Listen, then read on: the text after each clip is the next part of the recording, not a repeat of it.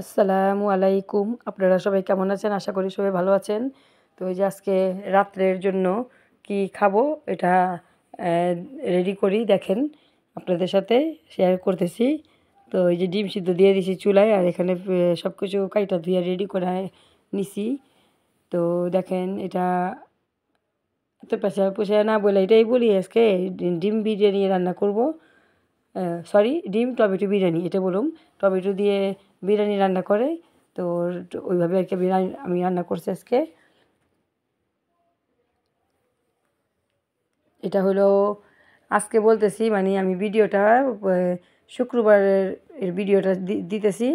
তো শুক্রবার দিনটা আমি ভিডিও করে রাখছি কিন্তু আপলোড করতে পারিনি কিছু কাজের ব্যস্ততার কারণে। তো তার পরের দিন আর কি আমি দিতেছি। তো এতটা কি বলুম কিছু মনে করবেন না। আর দেখা যায় এই তো বিরিয়ানি যেভাবে রান্না করে সেইভাবেই শুধু ওই জায়গাতে এক্সট্রা জিনিসটা আপনার টমেটো গেছে আর মাংসর জায়গাতে ডিমটা আসছে এই আর কিছু না। তো আপনারাও রান্না করে খেয়ে দেখবেন কেমন। টমেটো বিরিয়ানি অনেকে দেখা যায় খাইছেন কি না জানি না, যে খাইছেন সে জানাবেন কমেন্টে, আর যে না খাইছেন সে রান্না করে খাবেন বা আমাদের বাসা আসতে পারেন, রান্না করে খাওয়াবো। টমেটো বিরিয়ানির দাওয়াত রইল।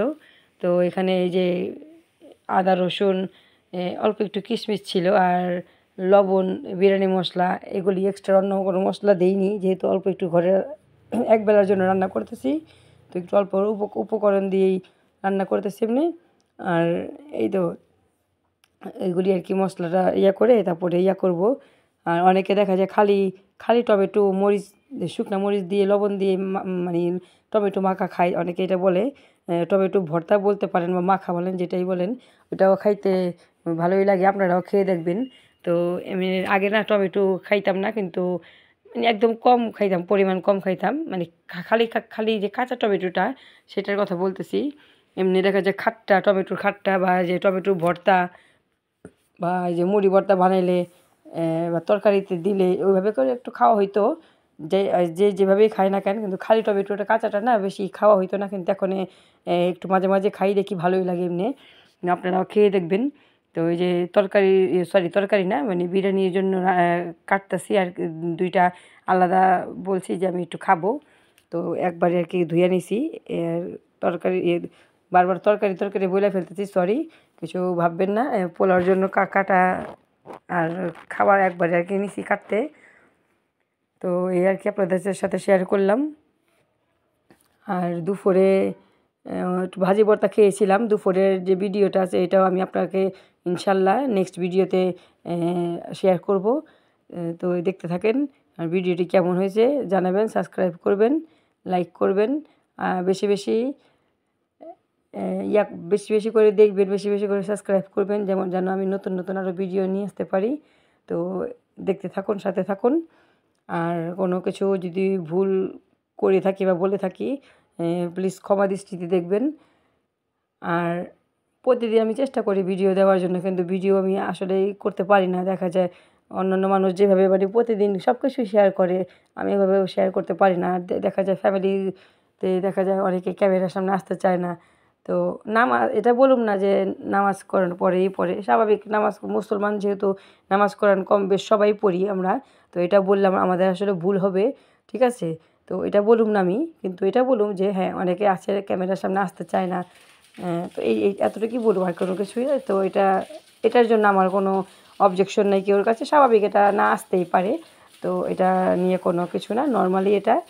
তো আমরা যেহেতু ওখানে কাজ করি, আমরা আসি, আবার দেখা যায় হয়তো কাছে আসি না, কিন্তু এই জাস্ট বয়েস দিয়ে কাজ দিয়ে সব কিছু মানে শেয়ার করি আপনাদের সাথে। অনেক সময় আছে ক্যামেরার সামনে সরাসরি আসি, তো আসি না, কমই আসি, এভাবেই আসি না। আর দেখা যায় ক্যামেরার সামনে আসতে হলেও দেখা যায় একটা প্রস্তুতি লাগে, অন্য মতো থাকতে হয়। তো অনেক সময় দেখা যায় ওইভাবে প্রস্তুতিটা থাকে না, তো এই জন্য দেখা যায় সরাসরি আসা হয় না। আর দেখা যায় অনেক সময় দেখা যায় মাথায় কাপড় থাকে না, তো মানে যাক, ওটা কোনো কথা না।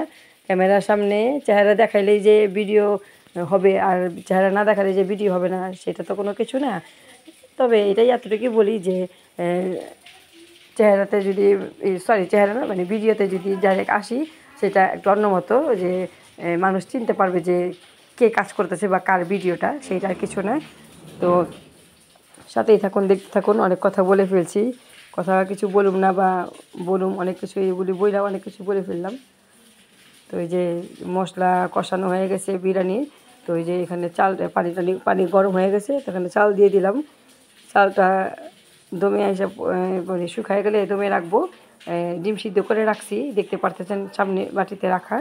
তো অনেক বেশি কিছু করি নাই, আর একটু সময় কম থাকার কারণে আমি আলু দিতে পারিনি, মানে আমার ইচ্ছা ছিল আলু দেওয়ার, দেরি হয়ে যাবে এই জন্য আর আলু দিইনি, জাস্ট এইভাবে ডিম দিয়ে নর্মাল বিরিয়ানি করছি। তো ওই যে দেখতে থাকুন।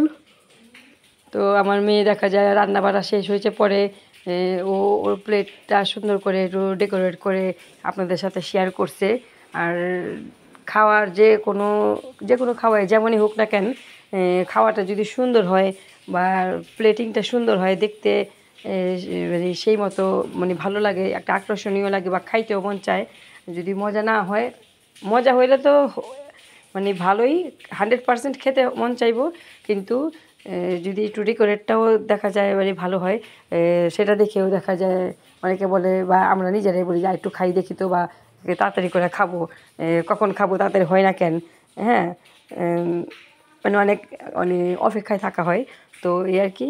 তো যে এখানে আমার ছোট যা আজকে মোমো দিয়ে ভেজিটেবল চিকেন স্যুপ রান্না করছিল, তো এটা আমাদের একটু দিছি আবার। তো ওইটাও আপনাদের সাথে শেয়ার করলাম। শীতের দিনে এগুলি, শীতের সবজি দিয়ে এখানে এগুলি মানে খাইলে ভালোই লাগে। আর যারা যারা বানাতে পারেন বানায় খাবেন, খায়া দেখবেন আপনারাও। তো আসসালামু আলাইকুম।